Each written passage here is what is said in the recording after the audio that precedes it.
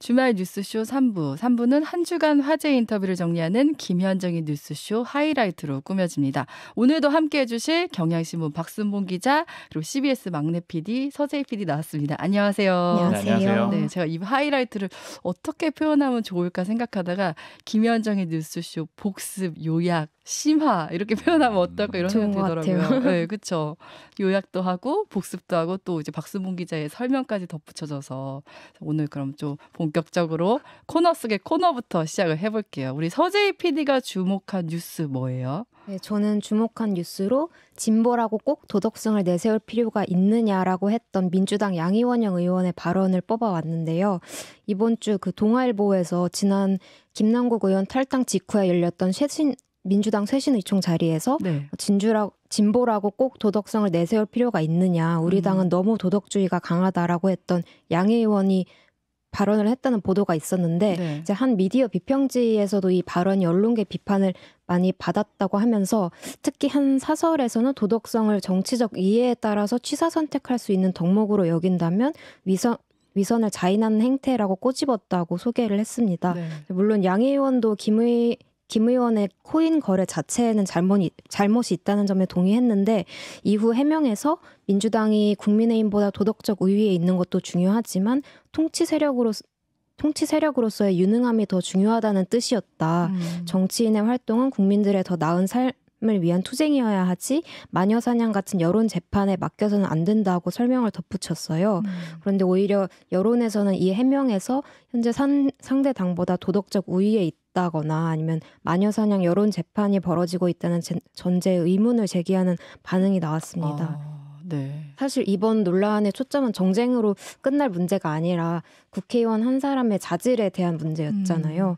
김 의원의 말이 바뀐 해명이나 국회의원으로서의 직업윤리나 사회적 책임 이런 문제에 있어서 좀 그들이 부여받은 권한에 상응하는 역할의 어떤 네. 절대적인 기준에 미치지 못하다는 게 문제였는데요. 이번 주 국민의힘에서도 국회 상임위 중에 장제원 의원이 그 고성과 막말 그렇죠. 논란으로 묘리를 일으킨 바 있었죠. 얼마 전 선관위 사무총장의 고성을 지른 거에 이어서 두 번째였는데요. 네. 이런 장면들을 국민들이 봤을 때 대체 국회 안에서 어떤 일들이 벌어지고 있는가 하는 의문이 생길 수밖에 없고 또 지난 총선에서 내가 뽑았던 사람들이 내가 기대했던 만큼의 어떤 사회적 역할을 수행을 하고 있는지 네. 명예직 권위직에 걸맞는 어떤 청렴하고 겸손한 태도를 보여주고 있는지 국회의원들끼리의 기준과 어떤 국민들의 기준 사이에서 좀 괴리가 벌어지고 있는 상황이 아닌가 하는 생각이 들기도 했고요. 네. 또 총선이 다가오는 상황에서 다시 한번 좀 긴장감을 느끼는 게 필요한 시점이지 않을까 싶었습니다. 네. 그러니까 도덕성 문제라고 하긴 했는데 네. 사실 국민들 시각에서 봤을 때는 김남국 의원 코인 문제 같은 거는 글쎄요 그냥 도덕 문제로 볼지 그것도 좀 의아한 것 같아요. 네. 그러니까 도덕 문제를 떠나서 좀 법적인 문제가 이미 걸려 있는 거잖아요. 그리고 국민들이 뽑아져서 국회에 들어갔는데 국회의원의 이 일을 제대로 하지 않았다. 이런 점에 지금 초점을 그렇죠. 맞춰져 있는 건데 네. 이런 식의 발언이 나오는 거는 좀 뭐 맞지는 않을 것 같아요. 그 서재희 PD 얘기한 것 중에 인상적인 게 권한에 상응하는 도덕적 의무 얘기를 했는데, 그러니까 우리가 국회의원에게 엄청난 도덕성을 요구하는 게 아니라 정말 우리가 부여한 권한에 대한 거기에 맞는 좀 도덕성을 보여달라 이런 얘기인데 조금 그 부분에 대해서는 좀 아쉬운 면이 있다 이런 생각이 들고요. 그리고 우리 박순봉 기자가 주목한 뉴스는 뭐예요? 네, 어제 뉴스쇼에서도 다루긴 했는데 네. 이 전국 경제인연합회 그 전경련이 이름을 바꾼다. 이 뉴스가 굉장히 좀 주목이 되더라고요. 네. 일단 여러 가지 의미를 짚어볼 수가 있는데 일단 전경련이 이름 바꾸는 거는 한국경제인협회로 바꾸기로 했습니다. 그래서 기존의 전경련에서 한경협으로 이렇게 줄여서 바꾸기로 했는데 좀 어색하겠네요. 네. 당분간. 첫 번째 의미는 이 전경련이 위상이 많이 추락을 했잖아요. 그 추락을 했던 이유는 2016년에 박근혜 정부에서 국정농단 사태에 이제 휘말리면서 네. 추락을 하게 됐고, 뭐 문재인 정부에서는 완전히 전경련 패싱이라고 할 정도로 그렇게 외면을 받았었거든요. 근데 이 국정농단 수사를 했던 게 바로 윤석열 대통령이었죠. 윤석열 대통령에 의해서 물론 이제 잘못이 있었기 때문에 그렇게 됐던 건데 몰락을 했었는데 이번에 부활을 하게 된 거는 또 윤석열 대통령의 측근이 바로 김병준 회장 직무대행이 가면서 부활을 하게 되거든요. 그러니까 이런 점이 한 가지가 좀 굉장히 뭐 모순됐다라고 할까요? 하여튼 주목할 부분이 있는 거고요. 그리고 이번에 이제 이렇게 가게 되면서 사실은 또 주목을 해봐야 되는 게 네. 이 윤석열 정부와 이 산업계 간의 관계가 좀 주목을 해볼 만한 내용이에요. 왜냐하면 김병준 회장이 사실 이제 윤석열 대통령의 측근이자 멘토라고 부를 수가 있는데 예전에 윤석열 대통령이 캠프 시절에 3김 체제를 만들려고 했었거든요. 네. 그때 그 3김이 바로 김종인, 김한길, 김병준이었고 김종인 전 위원장은 이 두 사람하고 내가 이제 동급으로 분류되긴 좀 어렵다 내지는 하여튼 반대하는 입장이어서 결국 이게 안 됐었잖아요. 네. 이제 2명의 김이 남아있는데 그 김 중에 1명인 거잖아요. 이 김을 보냈을 때부터 사실 좀 얘기들이 있었던 게 이 윤석열 정부에서 이 KT하고요. 그다음에 포스코하고 네. 그다음에 정경련에 대해서 좀 신경을 많이 썼던 거예요. 그러니까 정경련을 김병준 회장 보냈다라는 것 자체로 일단 알 수가 있는 거고 네. 그다음에 KT는 지금 이제 계속해서 좀 논란이 되긴 했었는데 예전에 윤진식 전 산업부 장관을 보내려고 했었거든요. 네. 근데 그게 잘 안 됐죠. 물론 이제 정부에서 공식적으로 그렇게 밝히진 않았었습니다. 가려고 했었는데 잘 안 됐었고 그다음에 포스코 회장 교체도 계속해서 좀 시도하는 그런 분위기가 있었거든요. 근데 이 두 가지는 좌절이 됐고 정경련 건은 결과적으로는 성공을 했던 거죠. 회장을 바꾸는 그런 과정에서. 네. 그래서 이제 안팎에서 좀 얘기들이 많이 나왔던 거는 정부에서 이렇게 사람을 보내는 게 이제 정치권 인사라든가 이런 사람들이 아니면 예전에 산업부 장관 이런 사람들을 보내는 게 이 경제계 쪽에서는 좀 좋아하지 않을 수가 있다. 이런 내부 반발이 있었고 네. 그런데 결국에는 이제 김병준 회장을 보내게 됐던 거잖아요. 그러니까 이제 이 부분 때문에 사람들이 또 많이 주목을 했던 거고 결국에는 이제 이 경제계에서도 특히 이제 4대 기업이 정경련에서 빠져나왔거든요. 네. 근데 이제 복귀하게 되는 이제 그럴 수밖에 없는 그런 그림이 된 거거든요. 그러니까 이제 산업계에서는 결국 이 정부에서 계속 좀 그립을 잡으려고 하는 게 아니냐 이제 이런 의심을 좀 갖고 있기 때문에 앞으로 이 정경련의 입지를 계속 지켜봐야 되고요. 다만 이제 4대 그룹이 복귀를 할 거다. 이제 네. 이런 점은 다들 좀 예측을 하고 있어요. 그래서 이제 정경련은 윤석열 대통령에 의해서 내려갔던 지위가 이제 다시 돌아오게 될 거다. 이렇게 좀 보고 있습니다. 그 올라가는 지위에 걸맞는 역할을 좀 해줘야 되지 않을까 이런 생각이 듭니다. 그럼 이제 우리 본격적으로 인터뷰 주인공 만나볼게요. 첫 번째로 만나볼 주인공 누구예요? 네, 국민의힘 천하람 순천갑 당협위원장인데요. 이번 주 정치면의 한 장면을 꼽자면 광주 5.18 민주화운동 기념식이었는데요. 비가 와서 다들 우비를 쓰고 네. 참석을 했고 민주당뿐 아니라 국민의힘에서도 현역 의원들 거의 전원이 참석을 했어요. 특히 여권에서는 이제 김재원 최고위원이 5.18 관련 발언으로 징계를 받고 난 후라서 호남 민심에 더 공을 그렇죠. 드리는 모습이었는데 다만 이제 윤 대통령 기념사 내용을 두고서는 정치권에서는 평가가 갈렸습니다. 이번에 함께 참석했던 천하 용인중 천하람 순천갑 당협위원장의 인터뷰 들어보겠습니다. 광주 시민분들이 굉장히 정확하시다 이런 걸 느꼈어요. 그러니까 저도 최근에 이제 김재원 최고위원 이슈도 있고 이래가지고 뭐 저희 천하용인 팀이나 윤석 대표도 좀 분위기가 안 좋을까 그렇게 걱정을 좀 했었는데 네. 저희는 굉장히 응원을 많이 해주셨습니다. 저희는 이라는 건 일단 천하용인 팀은 응원을 많이 받았다. 네, 맞습니다. 다른 국민의힘 의원분들은요? 다른 국민의힘 의원분들은 사실은 그렇게 이제 직접적으로 시민들과 그렇게 접촉할 일은 많진 않았고요. 아마 김병민 최고위원이랑 김재섭 위원장 같은 경우도 전야제에 참석을 했는데 네.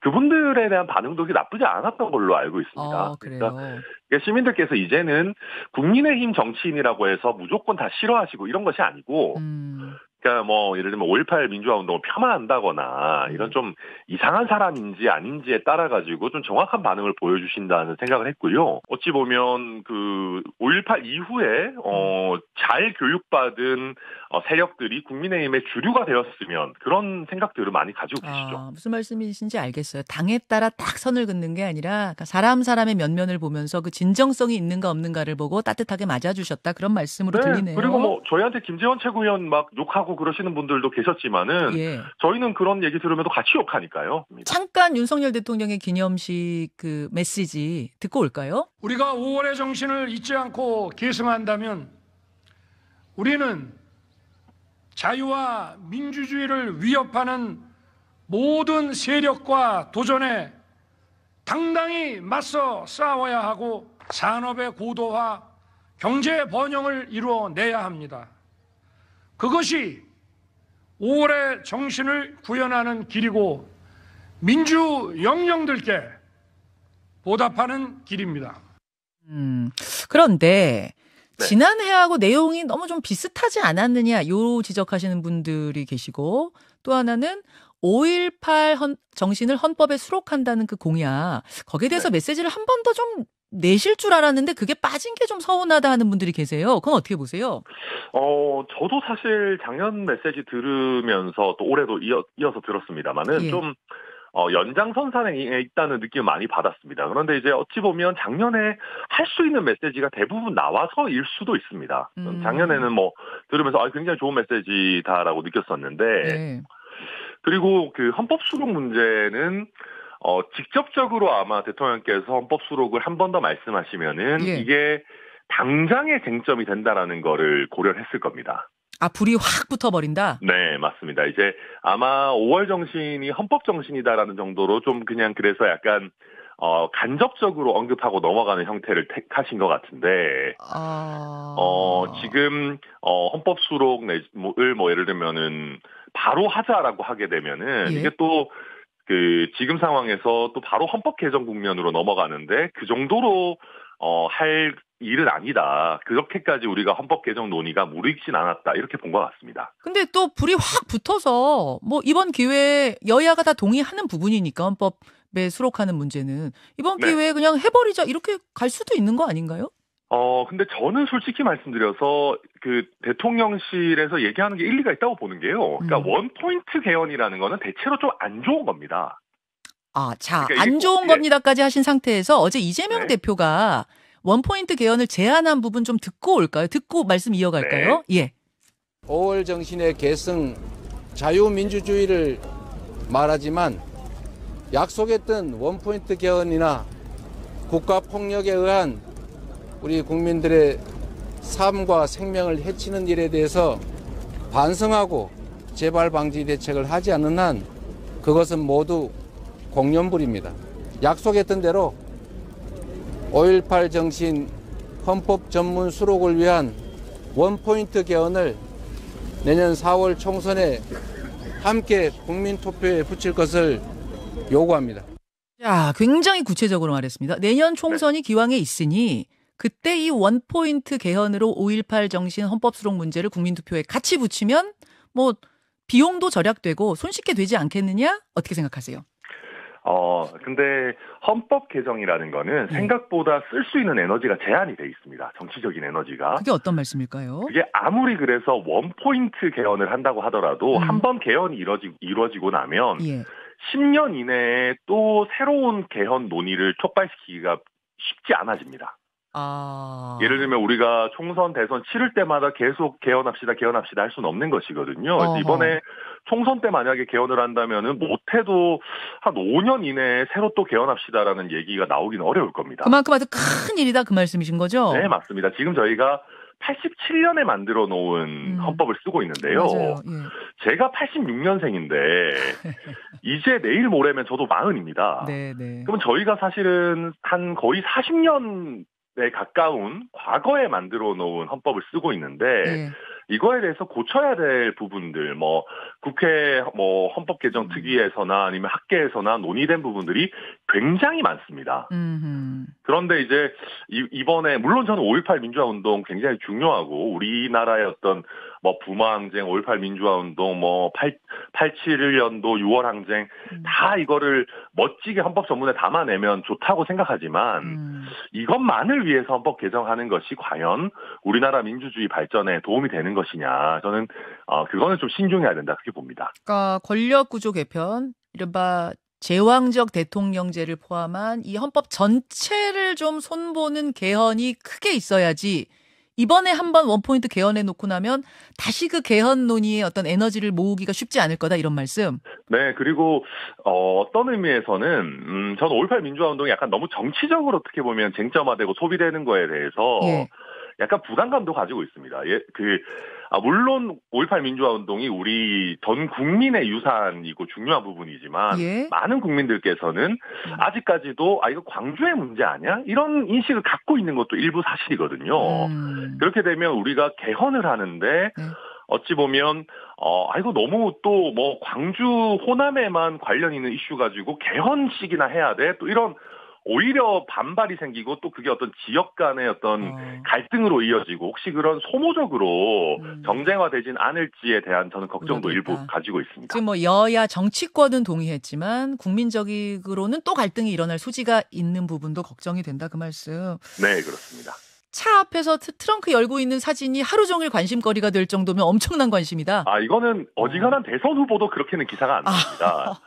그래서 제가 이준석 대표랑도 어제 이제 뭐 얘기하면서 이쯤 되면 거의 이준석 대표가 자맹할 때 급의 관심도다 이거는. 예전에 저기 대선 때 자맹할 그 무렵 관심도? 그렇죠. 그러니까 그때는 뭐 어디 동네에 나타났다고만 해도 그게 이제 기사가 되고 뭐 이런 식의 관심도인데 지금 김남국 의원에 대한 국민의 관심도도 그 정도로 높은데 이게 민주당 입장에서 보면 굉장히 부정적인 관심이거든요. 좋은 쪽의 관심은 아니죠. 지금 상황은. 그렇죠. 그래서 지금 보면 뭐 김혜영 전 의원이나 조홍천 의원이나 뭐 빨리빨리 엄정하게 해야 된다라고 하는데 국민의힘도 그렇고 민주당도 그렇고 보통 당내 소신파 얘기가 맞습니다. 국민의힘 이제 비어있는 최고위원 한 명 뽑아야 되잖아요. 네.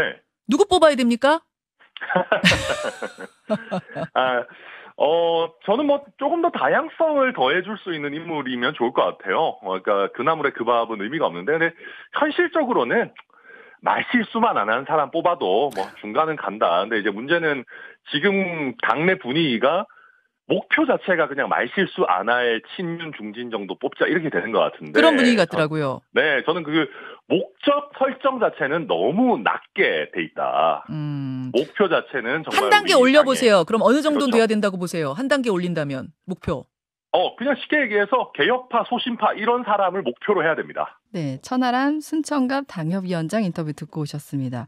이번 주 5.18 민주화운동 43주년 광주에 정말 정치권 여야 인사들 총 집결을 했는데 윤석열 대통령은 지난해에 이어서 올해도 참석을 하면서 보수 정권 대통령으로서는 2년 연속 참석을 했다. 그리고 또 비를 맞으며 5월에 어머니들을 이제 맞이하는 모습들에 대해서는 좀 뭐 여야 가릴 거 없이 평가가 잘 나오는 것 같아요. 근데 이제 그 기념사를 두고는 좀 엇갈린 평가가 나오더라고요. 네, 이제 윤 대통령이 5월 어머니들과 함께 비를 맞으면서 입장하는 모습에 대해서는 진정성이 있다는 평가가 있었지만 문제는 기념사였는데요. 이제 이번에도 자유민주주의를 6번, 자유를 9번 언급한 점이 주목이 됐고요. 그에 더해서 광주와 호남이 자유와 혁신을 바탕으로 AI와 첨단 과학기술의 고도화를 이루어내고 성취를 미래 세대에게 계승할 수 있도록 대통령으로서 뒷받침하겠다고 했는데 내용 자체는 문제가 없지만 때와 장소를 고려했을 때 좀 적합한 정치적 메시지가 아니었다는 평가도 나왔습니다. 특히 자유민주주의를 강조하고 산업발전을 약속하고 이렇게 희생자를 언급하는 영설 구조가 이제 올해 한덕수 국무총리가 대독을 했었던 제주 4.3 추념식 때와 유사했는데요. 당시에도 이제 4.3의 어떤 역사적 의미나 희생자와 유가족을 위한 약속보다는 지역의 산업적인 경제적인 목표를 강조하면서 좀 논란이 있었고요. 특히 이번 기념사에서 윤 대통령이 자신의 공약이었던 5.18 정신 헌법 수록에 대해서는 직접적인 언급을 피하면서 5월 단체에서도 윤 대통령의 이 공약 실천을 촉구하는 목소리가 나왔고 또 야권에서도 윤 대통령의 약속이 사라진 요란한 빈수레다, 영혼이 없는 역대 최악의 기념사다 이런 평가가 나왔습니다. 네, 그런데 5.18 기념사를 놓고는 그러니까 자유민주주의의 위협, 그리고 뭐 기술의 고도화, AI 이런 게 아까 서재희 PD가 얘기했지만 뭔가 좀 맞지 않는다는 인상을 주거든요. 그러니까 뭐 이게 의도가 있는 걸까요?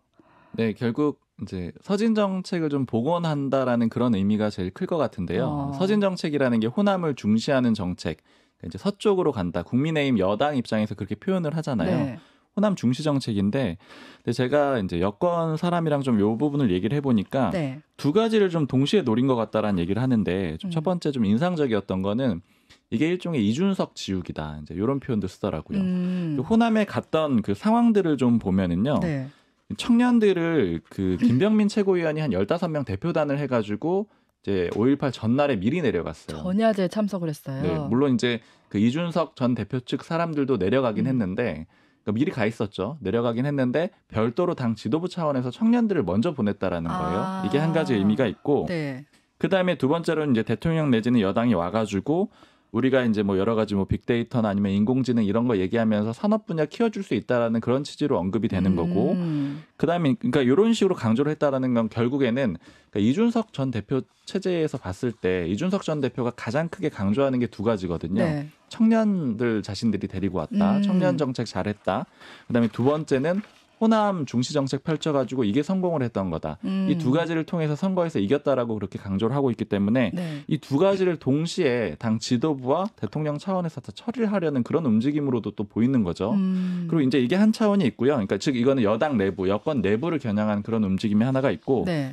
그다음에 대통령 기념사 들으셨는데 거기 보면은 자유와 민주주의를 위협하는 모든 세력과 도전에 당당히 맞서 싸우는 용기가 있어야 된다. 이렇게 얘기를 하는데 이렇게만 보면 원론적인데 그다음에 대통령이 기념사에서 또 이어서 하는 얘기가 뭐가 있냐면 안팎의 도전에 맞서서 투쟁하지 않는다면 안 된다 뭐 이런 내용이 담겨 있잖아요. 네. 그러니까 이 안팎이라는 게 결국에는 그 야권을 겨냥한 걸로 또 해석이 되잖아요. 그러니까 야권 겨냥해서 우리가 이런 것들도 해줄 수가 있고 그러니까 산업 같은 거 키워줄 수가 있고 야권은 또 민주주의를 위협하는 세력일 수 있다. 이렇게 겨냥을 했기 때문에 즉 내부의 적, 외부의 적 둘 다 규정을 해가지고 동시에 공격하는 그런 그림으로 좀 해석이 됩니다.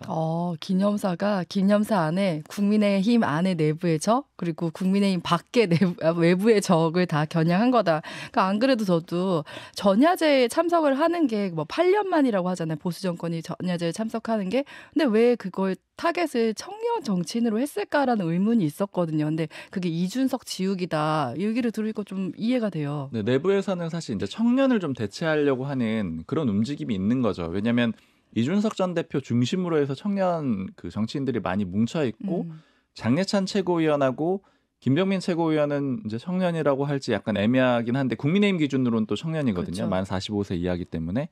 그러니까 이제 그 2명 정도가 있는데 그래서 나머지를 좀 결집해가지고 청년은 이준석 이런 프레임을 좀 깨보려고 하는 측면이 있고 그런데 이제 실제로 청년 쪽 뭐 2030 세대에 그런 지지율이 많이 빠져 있잖아요. 네. 여권은 물론 야권도 지금 많이 빠져 있지만 이제 그런 점을 좀 극복을 해보려고 하는 움직임으로도 보고 있습니다. 그리고 이제 이번에 5.18 기념식에 국민의힘이 공을 들일 수밖에 없었던 게 뭐 김재원 최고위원의 발언이 있었기 때문에 또 더 신경을 쓸 수밖에 없었잖아요. 그리고 앞서 그 박수문 기자가 예전에 저희 뉴스쇼 하이라이트에서도 호남 민심이 되게 안 좋아서 내년 총선을 앞두고 출마할 사람도 그것도 고민이다 이런 얘기까지 했었는데 지금 이번에 뭐 좀 총출동하고 이러면서 좀 호남 민심에 대해서는 어떻게 평가해요? 많이 긍정적으로 될 거다 이렇게 보고 있는데 네. 사실 이제 이 서진 정책을 항상 여권에서 얘기할 때 이제 김종인 전 비대위원장 중심으로 뭐 이준석 전 대표부터 다 얘기하는 게 이 호남 공약이라고 쓰되 그러니까 제가 그냥 바꿔서 표현하자면 네. 호남 공약이라고 쓰지만 읽기는 중도층 공약이다 이렇게 읽으면 되거든요. 그러니까 호남에 가서 열심히 하면은 뭐 호남 지지율이 오를 수는 있겠죠. 근데 사실 뭐 한석 정도 가져오는 거 아주 이례적으로 예를 들면 이정현 전 의원이 했던 것처럼 그런 식으로 가능할 수는 있는데 네. 거기서 의석수가 달라질 거라고 보진 않아요. 그러니까 뭐 지지율이 좀 높아질 수는 있지만 그게 유의미하게 득표로 이어져 가지고 아예 뭐 국민의힘 의석이 생긴다. 뭐 그런 정도로 기대하는 건 아닌데 다만 늘 하는 얘기는 호남 사람들이 전국에 많다라는 거죠. 그리고 특히 네. 수도권에 호남 사람들이 굉장히 많거든요. 그러면 호남 사람들의 마음을 얻게 되면은 수도권에 있는 호남 사람들의 마음도 얻게 되고 그걸로 인해서 굉장히 박빙인 수도권 지역에서 의석수로 가져올 수 있다. 네. 이게 이제 구체적인 전략인 거거든요. 네. 근데 그런 측면에서는 충분히 지금 가능하다라고 보고 있고 이게 왜냐면은 사실 국민의힘 못지않게 그 민주당도 굉장히 신경을 많이 썼잖아요. 호남에. 그 이유는 양당 모두 안 좋아서 그래요. 그러니까 여당 같은 경우에는 아까 말씀해 주신 대로 김재원 최고위원 발언으로 굉장히 민심이 안 좋을 수밖에 네. 없고요. 야당도 민주당도 호남과 관련된 문제는 아니지만 악재가 너무 많았잖아요. 뭐 돈봉투 사건, 그다음에 김남국 의원 코인 투기 사건 이런 것들이 쭉 이어져 있고 그리고 그 기저에는 이재명 대표의 사법 리스크도 굉장히 관여가 돼 있고요. 그러다 보니까 양쪽 모두 다 집중을 할 수밖에 없는 상황인데 양쪽 모두 안 좋다라는 거는 사실은 국민의힘 입장에서는 유리한 거죠. 왜냐하면 호남이라는 곳 자체가 네. 원래 야권에 조금 더 유리한 지형이잖아요. 그러니까 이런 시점에서 해볼 만하다 이런 분위기가 있는 거고 네. 그리고 그냥 밖에서 평가를 해봐도 이번에 국민의힘 의원들 이제 특별열차 편성해서 작년이랑 똑같이 KTX 타고 내려갔는데 네. 그 공지문을 수요일에 이제 안내문을 원내 지도부에서 보냈어요. 근데 네. 거기에 원내문 이제 제가 읽어보니까 좀 인상적인 게 뭐 이제 어디에 뭐 서울역에 늦지 않게 와달라 뭐 이런 일반적인 내용이 있고 그 와중에 이제 중요 표시, 당구장 표시 해가지고 5.18 민주화운동 기념식에서는 애국가 4절과 임을 위한 행진곡 재창이 있을 예정이다 이렇게 공지를 합니다. 그러니까 미리 준비를 좀 하라는 내용인 거죠. 그런데 이게 옛날에 국민의힘 혹은 과거 보수정당의 모습을 봤을 때는 원래 임을 위한 행진곡 재창을 하냐 안 하냐, 그쵸. 아니 뭐 입을 논란이었죠. 벌리냐 안 벌리냐 이런 것들을 기자들이 가가지고 체크하고 이런 게 굉장히 주요 이 내용들이었는데 아예 이번엔 재창은 어느 정도는 확정이 된 거예요. 그러니까 비교적 윤석열 정부 들어서 호남에 대해서 일부 문제들은 좀 해결했다라고 볼 수가 있거든요. 그래서 이제 내부에서도 좀 긍정적으로 보고 있습니다. 그리고 이제 이 그 5.18 민주화 운동 관련해서는 헌법 전문 얘기를 이제 해봐야 될 것 같은데 이재명 대표가 헌법 전문 수록을 위한 헌법 개정을 원포인트 개정을 하자고 했잖아요. 근데 지금 대통령실이나 여당 쪽은 되게 부정적인 느낌이에요. 네, 이제 5.18 정신 헌법 전문 수록에 김재원 최고가 반대한다고 발언을 했던 게 징계 사유가 되기도 했었는데요. 정작 야당에서 이재명 대표가 내년 총선과 함께 국민투표에 붙여서 추진을 하자고 제안하자 국민의힘에서는 5.18 헌법 수록은 윤 대통령 공약이자 당 입장이 맞지만 원포인트 방식에 대해서는 선을 긋고 좀 할 수 있는 다른 방안을 찾겠다는 유보적인 입장을 내놨습니다. 천하람 위원장 역시 원포인트라고 하더라도 개헌을 한번 하는 데는 큰 에너지가 들기 때문에 10년에 한 번 찾아올까 말까 한 기회다. 이슈 하나만을 위해서 개헌을 하는 건 좀 소모적이다라고 이야기를 했습니다. 그리고 아까 말씀하신 것처럼 이제 이 대표의 원포인트 개헌 제안을 두고도 집토끼 결집을 위한 카드라는 해석도 있어요. 그래서 여권이 2년째 5.18 기념식 참석을 해서 좀 호남 공략 수위가 높아진 상황에서 좀 이렇게 각을 좀 세움으로써 텃밭 단속에 나선 것으로도 풀이가 되고요. 또 국민의힘에서 난색을 표할 걸 알면서도 이 대표가 최근 코인 논란 블랙홀에서 좀 벗어나기 위한 국면 전환 의도가 있었다는 해석도 있습니다. 그런 맥락에서 김기현 대표와 천하람 위원장도 인터뷰에서 5월 정신을 특정 그룹의 정치적 전유물로 여겨서는 안 된다 지적하는가 하면 또 한 대통령실 관계자는 비리에 얼룩진 정치인들의 국면 전환용 꼼수에 불과하다고 강경 발언으로 일축을 했습니다. 그래서 아무튼 내년 총선을 앞두고 여야 각각 서진 정책과 집토끼 결집으로 호남 민심 잡기에 나서는 모습인데 호남 시민들에게 얼마나 진정성이 있게 전달이 됐을지는 좀 지켜봐야 할 것 같습니다. 5.18 그 민주화 운동을 헌법 전문에 넣는 거에 대해서는 다들 반대하는 게 아닌데 이번에 원포인트 개정을 하는 게 맞느냐 이제 거기에 대한 논란이 있는 것 같은데 근데 이제 뭐 얘기한 대로 국면 전환용이라는 비판이 나올 수 있긴 한데 어쨌든 공약이긴 하잖아요. 그러면 언젠가는 해야 될 텐데 뭐 적당한 시기를 보는 게 있을까요? 이게 좀 붕 떠 있는 것 같더라고요. 이걸 어떻게 생각하느냐 이제 용산하고 그 다음에 국민의힘 쪽에 이제 같이 물어보면은 사실 이제 용산 쪽에서는 그런 얘기들 많이 합니다. 이거 국회에서 할 일이다. 그러니까 원론적인 얘기이긴 하죠. 국회에서 할 일이다 이런 얘기가 있고 그다음에 여당도 뚜렷하게 얘기를 못하는 게 사실 이제 주도적으로 이 개헌 이슈를 가져간다라는 게 그러니까 대통령실을 눈치를 보지 않고 대통령실과 협의하지 않고 한다라는 게 굉장히 어렵거든요. 왜냐하면 개헌을 하게 되면은 이건 이제 대통령실도 나설 수밖에 없고 이제 소위 말하는 블랙홀이라고 하잖아요. 모든 이슈가 다 빨려 들어갈 거고 그다음에 개헌을 할 때 어떤 안건을 가지고 개헌을 하느냐도 사실은 총선이나 뭐 대선 모든 거에 다 영향을 줄 수밖에 없거든요. 이제 선거제도 바뀔 수가 있는 거고요. 그러니까 종합적으로 판단을 해야 되는데 서로 쉽사리 이제 얘기하기가 어려운 구조인 거고 결국에는 용산 쪽에서 칼을 잡아야 되는데 다만 이번 총선은 아니라는 거잖아요. 그럼 이번 총선이 아니라고 봤을 때 제가 이제 붕 떠버렸다라고 말씀을 드렸던 거는 이번 총선까지는 모든 키는 대통령실이 가지고 가는 거예요. 왜냐하면 이제 김기현 지도부도 그렇게 설립이 됐고 총선에서 잘해보려고 그렇게 가져온 거잖아요. 근데 이제 총선에서 그럼 만약에 대승을 거둔다라고 하면 이제 대통령실이 아마 키를 잡고 이 개헌의 시기도 잡을 가능성이 높습니다. 근데 만약에 총선에서 패배를 하게 된다. 그렇게 되면은 이제 대통령실은 힘이 급격히 빠지게 되고 여당 쪽으로 아마 그 힘이 몰려올 거예요. 그리고 그때는 김기현 대표 체제도 유지되기가 어렵겠죠. 총선에서 패배를 했다라고 하면은. 그러니까 지금 알 수 없는 상황이 된 거예요. 그러니까 이긴다라면 아마 용산에서 키를 잡을 거고 못 이긴다라고 하면은 이제 여당으로 돌아올 텐데 그것도 이제 앞으로 지도부가 어떻게 형성이 될지 알 수가 없으니까 여권에서는 아마 당분간 시기 잡기가 좀 어려울 것 같습니다. 그러니까 일단은 총선에서 승부를 봐야 될 것 같아요. 그러니까 이번 총선에서는 그냥 뭐 개헌이나 이런 이슈가 들어오면 이슈가 분산되니까 일단 이제 선거에 집중을 하겠다 이런 뜻으로도 볼 수 있겠네요. 네, 이게 그리고 사실 이제 국민의힘 내부에서도 원포인트 개헌 나쁘지 않다는 입장도 있기는 하거든요. 근데 지금 일단은 모든 키가 아까 말씀드린 대로 용산에 있어서 그런 얘기를 못 하는 건데 왜냐면은 지금 이제 5.18 헌법 5.18 정신을 헌법에 수록을 한다. 네. 이게 아까 말씀드린 서진 정책이랑 연결돼 있죠. 그렇죠. 그럼 국민들이 총선에서 이게 이제 국민 투표를 해야 되거든요. 개헌을 하려면. 근데 총선에서 투표를 할 때 그러니까 같이 처리하자 이런 얘기인 건데 하면서 요 내용을 한번 보게 되는 거잖아요. 그러면 이제 여건에 대해서 나쁘지 않게 평가를 할 것 같다. 이 또 얘기가. 어떻게 보면 중도층 확장 효과도 있는 거잖아요. 네, 그래서 이제 보수 정당이 뭐 예전 같지는 않네 이런 식의 판단을 줄 수 있기 때문에 좋을 수 있다 이렇게도 보는 시각들은 있거든요. 근데 공개적으로 얘기를 못하는 분위기라는 건 이제 이런 것들도 좀 볼 수 있을 것 같아요. 네, 5.18 얘기는 여기서 마무리를 하고 또 이제 좀 이제 워낙 주초에 있던 일들은 이제 뒤로 갈수록 좀 잊혀지긴 하는데 간호법과 관련해서도 윤석열 대통령이 또 거부권을 행사를 했어요. 근데 이게 앞서 계속 우리가 거부권 마일리지 누적이다 이런 얘기를 했었잖아요. 네. 그러니까 양국관리법에 이어서 불과 얼마 안 돼서 또 간호법에 대해서 거부권을 행사하다 보니까 어떻게 보면 이게 정치적으로 좀 감수를 해야 되는 부분이 있거든요. 근데 이렇게 해도 괜찮다 이렇게 생각을 하는 건가요?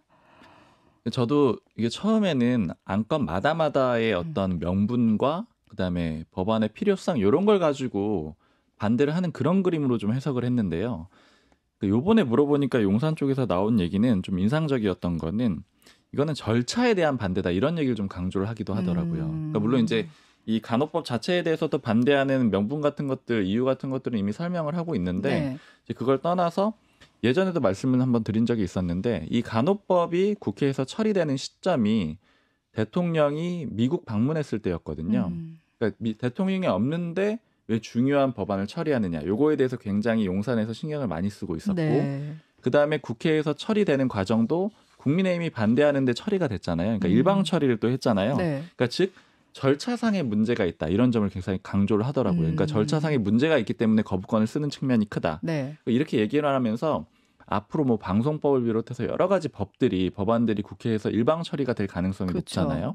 그렇게 될 때마다 계속 이 법은 이래서 안 되고 이 법은 이래서 안 되고 이렇게 명분을 따지는 건 굉장히 어렵다는 거예요. 그러면 결국에는 절차가 문제다. 이걸로 앞으로 쭉 가겠다라는 거죠. 그럼 계속 이제 민주당이 입법 독주를 하기 때문에 우리는 거부권 행사할 수밖에 없다. 그렇죠. 그래서 이번에 대통령도 실제로 그런 표현들을 썼습니다. 이번에 거부권 행사를 할 때 국회에서 뭐 수기 과정이라든가 이런 것들이 잘 이루어지지 않은 것이 아쉽다 이런 얘기를 하거든요.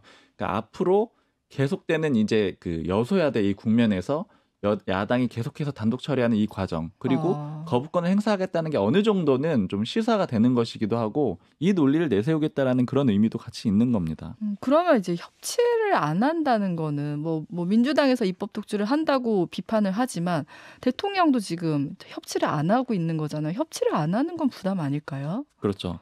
그래서 일단은 근데 이 간호법도 조금은 더 짚어봐야 되는 부분은 간호법 거부권은 불리하진 않다라는 판단도 또 깔려 있는 겁니다. 일단은 표 자체가 그 절대적인 표로 비교하면 좀 애매할 수는 있어요. 왜냐하면은 간호사들의 숫자가 지금 반대하는 단체가 13개 단체잖아요. 의협 포함해가지고 여기보다는 절대적인 숫자로는 좀 적어요. 근데 다만 간호사들은 결집력이 강하다라고 평가가 되거든요. 그리고 이 간호대학 학생들 같은 경우에는 대부분 다 간호사가 됩니다. 다른 어떤 직업을 하지 않잖아요. 대부분. 그러니까 여기하고 그다음에 가족들까지 포함하면 더 숫자가 많다라는 거예요. 대략 한 3만 명 치는데 거기다 곱하기 4 이렇게 해가지고 12만 명까지도 보는데 어쨌든 이렇게 되면 이제 반반 싸움이 되는데 다만 이 경우에도 나중에 이제 이렇게 되면 이제 표는 반반 정도가 되는 거고 나중에 어떤 파업이나 이런 것들을 했을 때 충분히 이 방어가 가능하다라고 보는 게 뭐냐면은 이 간호사들이 파업을 하게 되면은 이제 예전에 이제 의사들이 그 의사들 이제 의사고시 문제 가지고 다시 그 파업을 한 적이 있었거든요. 근데 그때 정부에서 문재인 정부 때긴 했는데 복귀 명령 내려가지고 다 돌아왔었어요. 그러니까 의사들이나 간호사들 즉 의협과 관련된 그런 파업들은 정부에서 그렇게 복귀를 시키는데 부담이 없다라고 보는 측면이 한 가지가 있는 겁니다. 그러니까 일단은 요 안 자체로 좀 그렇고요. 그다음에 이제 말씀하신 대로 협치를 안 한다. 요거 좀 부담이지 않느냐. 저도 요걸 물어봤는데 용산에서 중앙지방협력회의라는 걸 얘기를 하더라고요. 이게 조금 생소하실 수가 있는데 네. 이제 정부하고 그다음에 지방자치단체들 있잖아요. 모여가지고 회의하는 거예요. 회의해가지고 여러 가지 풀어주는 건데 네.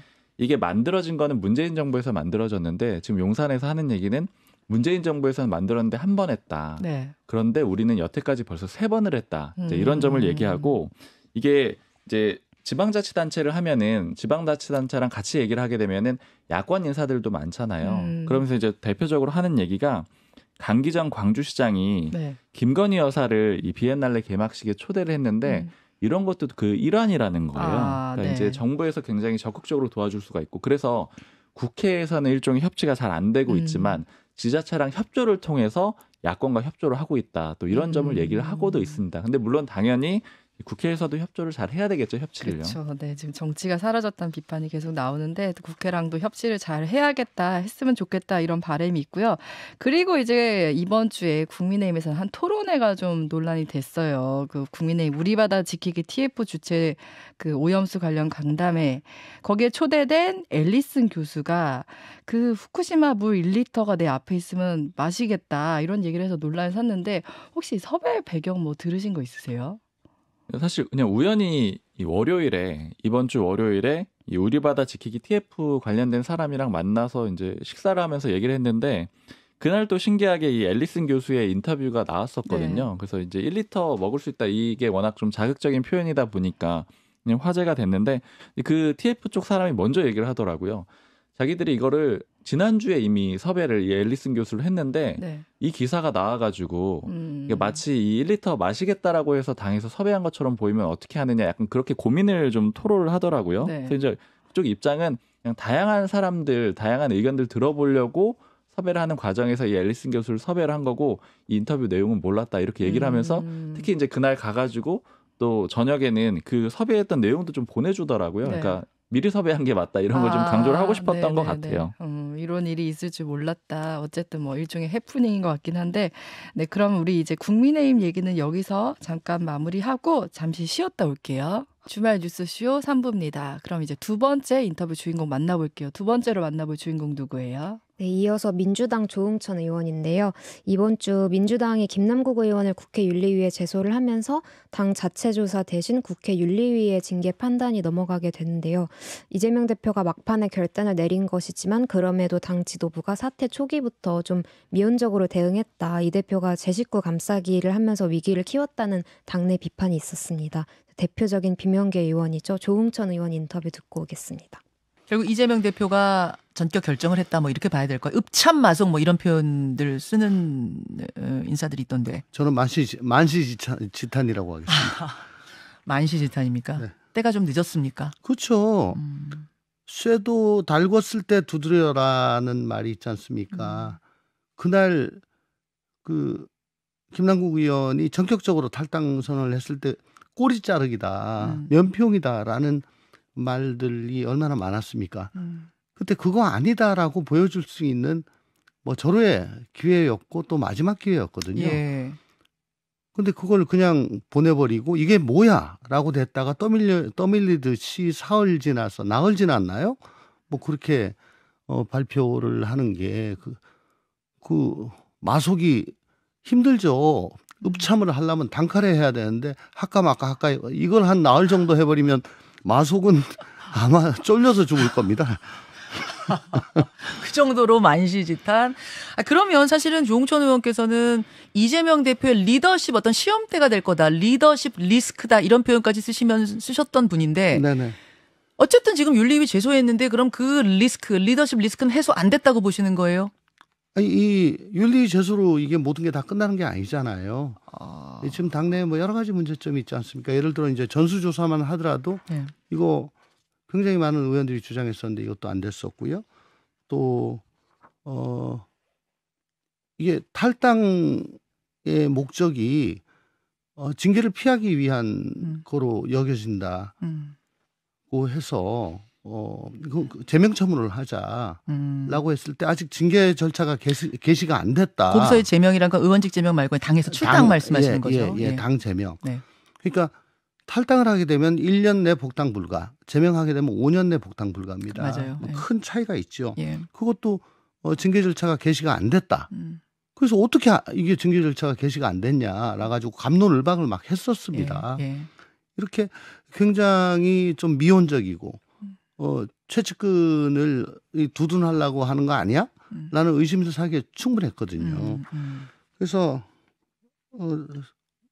사람들은 뭐 참 고구마 같다고 얘기하는 우리 문재인 대통령이 과거 새정치 민주연합의 대표를 하실 때 네. 내용이 엄청 깊어지니까 네. 최측근 3인방이 그때 양정철, 이호철, 윤건영 네. 이분들 총선 불출마 삼철 예, 종용을 하셨죠. 그래서 불출마하겠다. 그리고 당신께서도 대표 사퇴하고 김종인 위원장을 들이시고 뭐 이렇게 했던 아주 단호하고 한 박자 빠른 조치 그리고 기대했던 것보다 한 2배 이상의 센 조치를 하셨잖아요. 네. 그러니까 과감한 결단, 한 박자 빠른 결정 이게 필요한데 아직도 좀 이 정치가로서는 이 결단을 하기에는 좀 행정가로서의 때를 벗지 못한 거 아닌가 이런 생각을 좀 할 때도 있습니다, 제가. 사실은 이제 스타일을 놓고 볼 때 문재인 대통령은 좀 신중하고 천천하고 그래서 고구마 스타일이라고 하고 이재명 대표는 사이다라고 하는 지금은 그러면 고구마보다 더 고구마예요? 요즘은 그러니까요. 그 의총에서 그렇게까지 했는데 그걸 발표문에 담지 않으니까 예 얼마나 답답했겠습니까 저희들은. 근데 이제 친명계 좌장이라고 불리는 정성호 의원은 어제 이런 말씀하셨어요. 상임위 중에 코인 거래한 거, 그러니까 자기 발언 7분에서 5분이고 그거 하고 나면 밖에 나와서 자기 볼일들도 보고 또 뭐 아예 안 나온 의원보단 그래도 나간 거 김남국 의원 그래도 그런 부분을 좀 봐줘야 하지 않겠는가 뭐 이런 취지로 말씀하셨거든요. 그러니까 좀 너무 가혹하게 뭐 출당시킨다든지 의원직 제명 이런 것에 대해서는 좀 부정적으로 보시는 것 같은데 어떻게 보세요? 그러니까 물리 해석을 하자면은 질의하면서 코인 거래한 건 아니지 않냐. 네. 그 질의 끝나고 나가가지고 한 거 아니냐. 그런 표현 같아요. 그죠? 예. 세상에 질의하면서 이 코인 거래를 이거 어떻게 합니까? 그건 일단 불가능한 거죠. 물리적으로 불가능한. 불가능한 거죠. 질의하면서 어떻게 합니까? 이거를. 그리고 덧붙여서 제명이란 중징계 처분을 하려면은 명백한 불법 행위가 있어야 한다라고 어제 말씀을 하신 걸로 저는 들었어요. 예. 그때 윤리위 제소 요구를 할 때도 반대하는 쪽에서는 아니 불법 행위가 나온 게 없지 않냐라고 말씀하셨는데 저는 그때 그렇게 얘기했습니다. 아니 상임위 도중에 상임위가 진행되는 중에 코인 거래를 한 거는 지금 밝혀지지 않았냐. 본인도 인정하고. 이걸로 이렇게 우리 의원들도 이게 뭐야 그러고 국민들께서 다 공부를 하신데 이걸 가지고 징계를 왜 못하냐. 지금 당장 해야 된다는 거였거든요. 예. 그래서 어저께 했잖아요. 죄송. 그죠? 근데 또 명백한 불법 행위가 있어야 한다 그래요. 불법 행위는 형사 처벌할 때 필요한 겁니다. 사법 절차 진행할 때 필요한 거고요. 징계는 그게 아니죠. 국회의원 노릇을 제대로 했느냐 말았느냐. 국회의원 노릇을 윤리적으로 그렇습니다. 도덕적으로 잘했느냐. 예. 그래서 어저께 들고 나온 게 품위 유지, 직무성실, 청렴 의무 위반이다. 국회의원 노릇 제대로 못했다라는 거잖아요. 근데 그 정도가 중하냐 과하냐 경하냐에 따라서 제명이 될 수도 있고 사과가 될 수도 있는 거죠. 지금 정성호 의원은 경하다라고 좀 보시는 편인 것 같은데 그럼 조홍천 의원은 어떻게 보세요? 이 정도 행동은? 직업이란 게 있습니다. 직업. 예. 직은 어떤 자리. 예. 자리죠. 뭐 의장, 위원장. 업은요. 마땅히 해야 될 일입니다. 하늘이 나한테 준 일이죠. 사명입니다. 대개 보면요. 직업이 뭐냐 그러면 국회의원이라고 그러는데 직만 붙들고 있지 업을 없이 여겨요. 지금 이것도 업을 없이 여긴 겁니다. 없이 여긴 것이다. 네. 아니 그 이모 발언한 거 있잖아요. 예. 그것도 나중에 보니까 원래 그 방에서 준비한 질문지가 아니었던 것 같아요. 다른 의원 질문지를 받아가지고 한 것 같아요. 그 정도로. 예. 그 정도로 어처구니가 없었다. 지금 그런 말씀이신 것 같고. 그러면 조응천 의원 개인적으로는 뭐 개인마다 생각은 다 다르겠습니다만 제소는 됐고 징계 수위는 제명까지 갈 사안이라고 보시는 거예요? 그건 제 개인의 판단 중요하지 않습니다. 지금 윤리심사 자문위가 있지 않습니까? 예. 거기에 각계 전문가가 아마 굉장히 전문적이고 중립적으로 판단을 할 겁니다. 예. 그걸 해야 된다고 국회법에 나와 있고요. 저는 그 판단 결정을 존중할 거고 국회 윤리특위 여야에서도 각자 자기 자당의 입장 너무 내세우지 말고 요번만큼은 그 자문위의 공고를 그냥 받아들이면 좋겠다라는 생각입니다. 민주당이 그대로 받아들이면 우리 당도 저쪽 당도. 국민의힘도. 지금 징계가 제소까지는 합의를 했는데 네. 징계위, 그러니까 자문위에서의 그 60일을 거치느냐 안 거치느냐 하는 문제 하나 하고, 그다음에 38명의 이미 제소가 된 다른 의원들 거는 어떻게 하냐, 같이 가자, 뭐 이것만 따로 처리하자, 이 문제 가지고 또 한참 밀당이 진행 중인 것 같더라고요. 어차피 이걸 테이블에 올릴까 말까는 여야 간에 합의를 봐야 되는데 이거 일거에 다 하자라고 하면은 아마 우리 당이 그런 주장을 하면은 물타기다라는 비난에 직면할 가능성이 높습니다. 지금 민주당이 그렇게 주장하고 있는 것 같습니다. 같이 하자. 아니 근데 38건인가 몇 건인가 그걸 한꺼번에 어떻게 짧은 기간 내에 이걸 다 해요. 우리 이원욱 의원이 의총 때 얘기했습니다. 그 이장 이제 그만두셔라고. 이장 좀 그만두셔야 됩니다. 그리고 과거 태극기부대 때 당시 미래통합당 쪽에서 했던 것처럼 당 소속 의원들 그 유튜브 방송에 출연 금지. 강성 유튜브 극우 유튜브 방송 유튜브 출연 금지했던 거. 그것도 해야 된다고 저는 봅니다. 네, 조응천 의원 인터뷰 듣고 오셨습니다. 조응천 의원 미스터 쓴소리답게 쓴소리를 굉장히 많이 하셨는데 우리가 지난주 방송하고 그 일주일 사이 김남국 의원이 탈당을 했고요. 또 이 탈당을 놓고도 당이 좀 미온적이다, 꼬리 자르기다 이런 비판이 쏟아졌는데 어쨌든 결과적으로 이재명 대표 결단으로 민주당도 윤리위 제소를 했잖아요. 근데 징계 수위를 놓고는 좀 어떤 의견들이 나오고 있어요? 일단 윤리특위 징계 수위에는 이제 경고, 사과, 출석 정지, 제명까지 4단계가 있는데요. 김 의원이 스스로 의원직 사퇴를 할 가능성은 높지 않은 상황에서 국민의힘에서는 최고 단계인 제명을 요구하고 있고요. 민주당은 수사가 진행 중이고 아직 유죄가 확정된 게 아닌 만큼 절차적 정당성을 따져봐야 한다는 입장인데 다만 판단 기준을 법적 책임으로만 한정할 것이냐 아니면 국민의 눈높이로 삼을 것이냐에 대해서는 내부에서도 의견이 좀 갈리는 것 같고요. 조 의원은 아예 징계 수위에 대한 논란을 없애기 위해서 차라리 윤리심사 자문위의 판단에 모든 것을 좀 맡기자는 의견을 내기도 했습니다. 다만 이제 윤리특위 징계안이 제명으로 결정될 경우에는 이제 국회법상 본회의에서 재적 의원 3분의 2 이상의 찬성을 받아야지 의결이 되는데 이때 민주당에서도 80명 정도의 찬성표가 필요한 상황이고요. 또 국회의원은 불체포 특권이나 면책 특권을 가지고 있기 때문에 이 윤리특위가 유일하게 좀 징계를 할 수 있는 창구인데 이 21대 국회 들어서만 총 39건의 징계안이 접수가 됐지만 실제 징계 건수는 0건이었고 또 그동안 사실상 여야 정쟁 도구로만 사용이 되어 왔기 때문에 실효성에는 좀 의문이 따르는 상황입니다. 그리고 민주당 역시 좀 자체 진상조사가 중단된 상황에서 여론을 좀 달래고 당내에서도 이 대표의 사퇴론을 잠재우기 위한 전략적 선택이었을 수도 있다 이런 해석이 있습니다. 민주당에서 김남국 의원 제명 가능성은 좀 높지 않을 걸로 보고 있어요. 이게 왜냐면은 지금 일단은 탈당을 했잖아요. 그래서 아까 이제 말씀해주신 대로 3분의 2 이상, 그러니까 이론적으로는 200명 이상이 찬성을 해줘야지 김남국 의원이 제명이 되는 건데 민주당에서 나오는 얘기는 물론 이제 강하게 제명까지 가야 된다 이런 의견들도 많이 있지만 그러나 일부에서는 어떤 얘기를 하냐면은 탈당을 하면은 민주당에서 1년 내에 복당이 안 되거든요. 스스로 나가게 되면은요. 그러면 결국엔 내년 총선을 포기한 거 아니냐. 즉 정치인으로서는 이제 굉장히 중요한 걸 포기를 한 것이다. 사실상 이제 앞으로 정치 인생은 끝난 건데 굳이 의원직까지 제명을 해야 되느냐 이런 얘기들이 좀 많고요. 네네. 그다음에 김남국 의원에 대해서는 좀 인간적으로 좀 호의를 표하는 의원들도 또 굉장히 많거든요. 네. 그러니까 결국 국회 본회의 문턱을 좀 넘지는 못할 것 같다. 이게 좀 일반적인 평가입니다.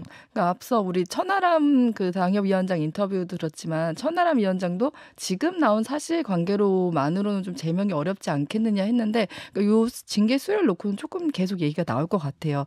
그리고 우리 짚어볼 게 이재명 대표 리더십에 대한 지적이 많이 나오잖아요. 지난 의총에서도 분위기가 굉장히 안 좋았다고 하고 뭐 사퇴 이런 얘기까지 나온다고 하는데 실제 좀 분위기가 어때요? 근데 또 민주당으로서는 딜레마인 게 대안이 없다는 것도 좀 딜레마잖아요. 네. 딱 말씀해 주신 그게 이제 포인트인 것 같은데 이재명 대표의 체제가 언제까지 유지될 거냐 이거를 시나리오로 A, B, C로 거의 좀 나눠서 보는 것 같아요. 그러니까 시나리오 A는 현 체제가 유지가 된다. 내년 총선까지. 그다음에 시나리오 B는 12월 29일을 기점으로 보거든요. 네. 12월 29일이 어떤 날이냐면 이재명 대표가 당대표에 선출된 게 이제 작년 8월 28일이에요. 네. 근데 민주당 당원 당규를 보면은 자녀 임기가 8개월보다 적게 남으면은 비대위 체제로 전환이 되고요. 네. 8개월보다 많이 남으면 이제 다시 대회를 치러야 되는 거죠. 전당대회를. 즉 29일 이후까지 버티느냐. 그러니까 비대위 체제로 넘길 거냐. 그다음에 이제 시나리오 C는 세 번째 시나리오는 그 전에 그만두느냐. 즉 전당대회를 다시 치르느냐. 이 문제가 있거든요. 네. 그러니까 결국 비명계의 입장에서 봤을 때는 시나리오 C가 가장 좋겠죠. 그렇게 되면은 이제 전당대회를 다시 치르게 되면서 당내 이 권력 구조가 재편이 될 수가 있고 특히나 이재명 대표가 어떤 문제로 인해서 이제 그만두게 되는 상황인 거잖아요. 그렇게 되면은 비명계 쪽에서는 훨씬 더 유리한 선거를 치르게 되는 거예요. 명분상에서도 유리하고요. 네. 근데 문제는 말씀하신 대로 딱 내세울 대표 선수가 없다라는 거죠. 네, 대표 네. 선수가 있다라면은 더 공격을 강화를 해가지고 이 시기를 끌어당기면 당길수록 좋을 텐데 지금 당장은 좀 어렵다 이런 분위기도 좀 섞여 있습니다. 네. 그래서 이제 그러나 어찌 됐든 간에 이 12월 29일까지 버티기는 좀 어려울 것 같다 이런 얘기들이 또 점점 많이 나오고 있어요. 그러니까 계속해서 돈봉투 사건 그리고 원래 있었던 이재명 대표 본인의 사법 리스크 그리고 여기에 더해서 김남국 의원 건 이런 것들이 다 더해지면서 계속 좀 이재명 대표의 입지는 좁아지고 있다라고 보셔야 될 것 같아요. 총선을 너무 이제 가까이 두고 이런 혼란이 계속 이어지지 않을까 싶긴 한데, 근데 지금 이제 김남국 의원 코인 사태와 관련해서는 뭐 국민의힘에서는 이제 이거를 약간 공격 포인트로 잡은 것 같기도 한데. 조국 사태와 비교를 많이 해요. 뭐 조국의 강, 뭐 김남국의 바다 이런 얘기를 하는데 민주당에서는 이번 사태를 실제로 좀 어느 정도까지 심각하게 봐요? 말씀하신 대로 공격을 하다 보니까 특히 조국 전 장관을 많이 소환을 하고 네. 아까 말씀하신 표현 중에 저는 또 뭐 총체적 남국 그런 표현도 막 듣기도 했는데 네. 이게 좀 굉장히 공격을 하기에 좀 유리하고 또 네이밍하기도 좋아서 더 많이 활용을 하는 것 같은데요. 근데 민주당 내부에서는 뭐 조국 전 장관 사태 정도까지 가지는 않을 것 같다. 이게 좀 일반적인 평가인 것 같아요. 근데 포인트를 대처가 나쁘지 않았다라고 좀 자평을 하더라고요. 그러니까 어떤 문제가 터졌을 때 그 사안 자체가 너무너무 중요한 경우도 많지만 대부분의 정당들이 위기에 처하거나 좀 몰락을 하는 과정을 보면은 대응을 잘 못해서 뒤처리를 잘 못해가지고 무너지는 경우가 굉장히 많거든요. 근데 김남국 의원 건은 비교적 빨리 자체 진상조사단이라던가 아니면 윤리감찰단을 적극적으로 운영을 했고 물론 이제 그 실효성에 대해서는 비판도 많이 받고 있지만요. 그리고 그 이후에 김남국 의원이 또 탈당을 했고 그러니까 이런 시점들이 나쁘지 않았고 그다음에 무엇보다 조국 장관 사태 때는 내부가 굉장히 심하게 갈라져 있었잖아요. 물론 지금 김남국 의원 건도 여기에 대해서 좀 강하게 비판을 했던 청년 정치인들에 대해서 뭐 이제 강경 지지층들은 공격을 하고 하기는 하지만 의원들만 기준으로 봤을 때는 크게 이견은 없는 것 같아요. 그러니까 징계 수위에 대해서는 그러니까 그런 강론에 대해서는 좀 입장이 다를 수가 있지만 기본적으로 이게 잘못됐고 또 김남국 의원에 대해서 어떤 처분을 해야 된다라는 그런 큰 그림 자체는 똑같잖아요. 그러니까 민주당을 그렇게까지 크게 흔들 수는 없다 이렇게 보는데 다만 이제 걱정하는 거는 이게 뇌물 사건이면 어떻게 하지 이런 걱정들을 좀 많이 하고 있어요. 만약에 뇌물 사건이라고 한다면은 즉 김남국 의원이 그냥 순수하게 투자를 그렇게 한 게 아니라 어떤 기업으로부터 게임 기업으로부터 어떤 걸 받았다라고 한다라면은 이게 김남국 의원에 그치지 않을 것이고 그다음에 다른 야당 의원들도 있을 것이고 특히나 이렇게 되면은 또 여당 의원들도 당연히 있을 거라고 의심을 하는데 이렇게 되면 또 검찰 손에 넘어가게 되니까 그렇게 되면 또 형국이 더 불리해진다. 왜냐하면 이 운명이 검찰에 또 맡겨지게 되니까 그게 걱정이다. 이런 우려들은 하고 있습니다. 오늘도 바쁘게 정치권 얘기를 해왔는데요. 다음 주에는 또 이제 내일 또 한미일 정상회담도 있기 때문에 요 얘기도 저희 하게 될 것 같고 또 김남국 의원 얘기에 대해서도 다음 주 하게 될 것 같은데 다음 주에 그러면 정치권 인터뷰들 모아서 찾아오도록 하겠습니다. 오늘 두 분 나와주셔서 감사합니다. 감사합니다.